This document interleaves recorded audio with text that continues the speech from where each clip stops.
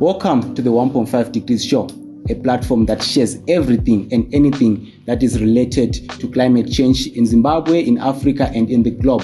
And today we were so much excited because we were cascading these conversations to regional level. Maybe as you can see, I've got a guest who's coming all the way from Tanzania. Please show some love by subscribing to our channels, by commenting, by liking, and we are so eager to hear what is cutting across in terms of climate change in Zimbabwe and in Tanzania. So maybe you can start by introducing yourself, sir. Maskati. My name is Yusuph Bwango. I'm coming from Tanzania and I'm working with a youth policy based organization called the Tanzania Youth Vision Association, which was formed over the past 20 years, dealing with the policy advocacy, and making sure that young people are being at the center for decision making in Tanzania and across the region.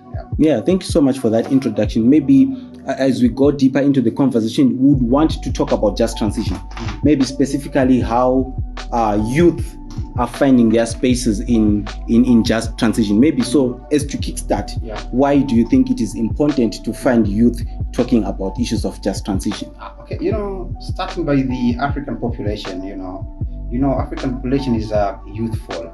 So that means that the majority of the African population is taken by young people.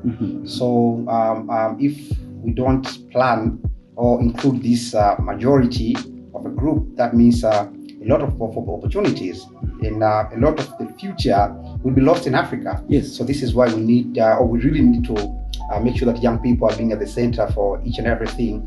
As you mentioned about the issue of the just transition, speaking about the backbone of African economy, it is around the agriculture, and the majority of people who are working around that sector are young people. Yes, true. So if you're not taking an action or affirmative actions in making sure that we're talking about the issue of climate justice, that means that we are going to lose a lot in Africa. And this is why we really, really, really need to make sure that young people are part and parcel and really understand the issue of the just transition. Yeah, it's true. I feel like what you're saying is so true, that we have to find spaces in which young people are leading these conversations. So maybe we want to take or to push this conversation a little bit regional.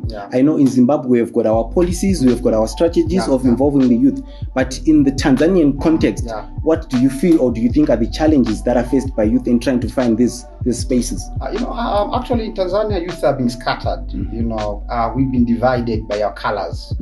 Colors mean politically, we don't have a common agenda. And that is brought by the country not to have a common a youth platform, a so-called National Youth Council. We know in most of our African countries, such as Kenya and even in Zimbabwe, you have that kind of a coordination body for young people, whereby young people can meet, having their own agenda and pushing forward. So in Tanzania, we are lacking such kind of thing, despite the fact that in 2015, through the former president Jakaya Mrisho Kikwete signed an act of we call the Act of National Youth Council, the Act number 12. But unfortunately, until now, more than 8 years, there is no operationalization of that act. That means young people are being scattered. We don't have a common agenda. If we speak youth agenda, we'll speak in terms of political parties affiliation. If I'm coming from the party A and you're coming from the party B, we don't have a common agenda. I'll talk about the party's interests. So one among the major challenges we're facing there, we do not have a common agenda, which is being coordinated within a national youth council. A thing that leads us not even to push our issue forward, despite the fact we're still having this sort of the platforms. We know there are civil societies such as the TYVA that I'm coming from. We try to create platform for young people to come, discussing the issues regarding the development without considering their party caucus or party affiliation. So we are lacking that kind of issues, but we're still trying to push harder through the civil society platform that we are having. Yeah, maybe to strengthen the point that you are bringing out, you are mentioning how TYVA is trying to create spaces where these youth are finding like common ground, a common agenda, but maybe at Tanzania national level, we look at SADC regional level or the international level. What do you feel are some of the policy gaps that are there that are hindering these youths from participating? Actually, we have these 3 workshops here, which is coordinated by the Solidar and partner organization. One among the key learning that we had is we don't have an instrumental or legal framework that African have. So regionally, we don't have a common understanding of the word just transition and its component or its fundamental principles. The way I'm speaking about the just transition in Tanzania, it's quite different from the Zimbabwe people speaking about it.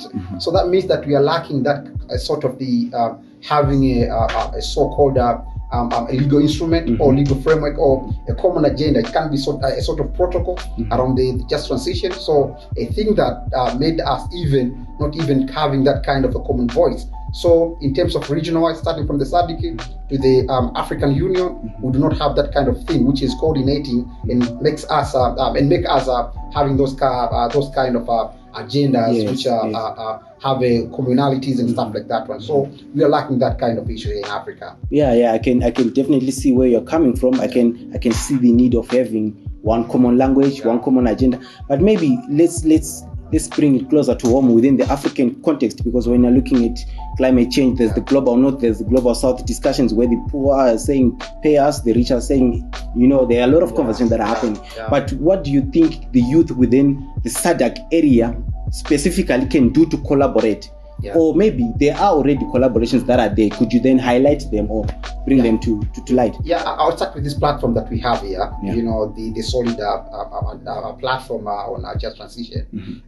In these 3 days, we met with youth like Kenya, STWV, but also Savannah. So I think this is also a platform to come with a joint venture to make sure that the SADC region, at least we try to have a common youth-related agenda in transforming our region in terms of just transition. So I think we can have this kind of platform already, which we have already starting the negotiation and understanding. We know the issue of the arts.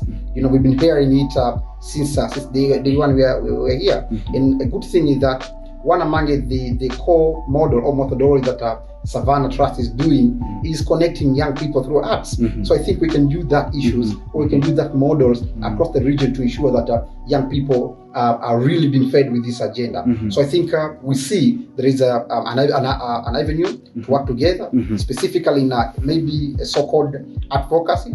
If not advocacy, yes. We will talk about that. Yes. If not advocacy, it can be activism, by the way, whereby young people, are coming together by using of arts, a digital platform to ensure that we're having that kind of agenda forward, and young people are being part and parcel of this agenda across the region. Thank you so much. And one unfair thing now is time is not always on our side when the conversations become more and more interesting. We want to get deeper, but maybe in conclusion or as your parting words, what becomes your recommendation to state and non-state actors about the need to ensure that there are mechanisms that support the participation of youth within the climate change discourse and just transition? What would be your parting words? I think before that, one among the things that we've been crying a lot is climate financing across our region. For instance, you can be surprised that in Tanzanian budget for the past 3 years, more than 90% of the sectoral budget is being dependent. We're just depending from the donors from outside.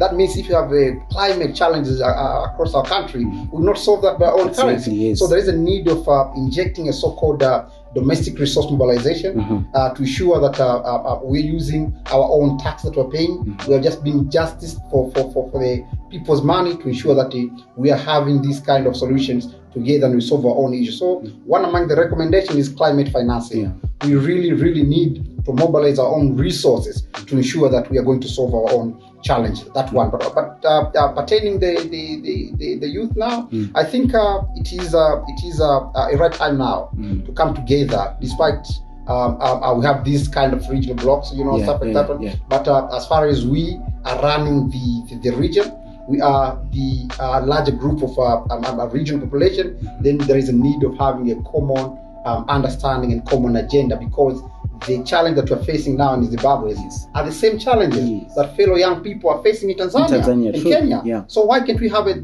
a joint venture to ensure that we are solving this kind of challenges. So I think we really need to come together to ensure that we are solving our challenges. Yeah. Right, there you have it. You have heard it from Yusuph. He is bringing out the importance of having a strong collaborative networks within our countries, within the youth, and that could possibly be a solution or a way in which we can deal with climate change. It's a pity that time is no longer our side, but I think you have heard it from our guest all the way from Tanzania. Please be sure to follow us, to like us, and you can catch more of these conversations and the next that are going to follow. So from Sebastian, it's ciao for now.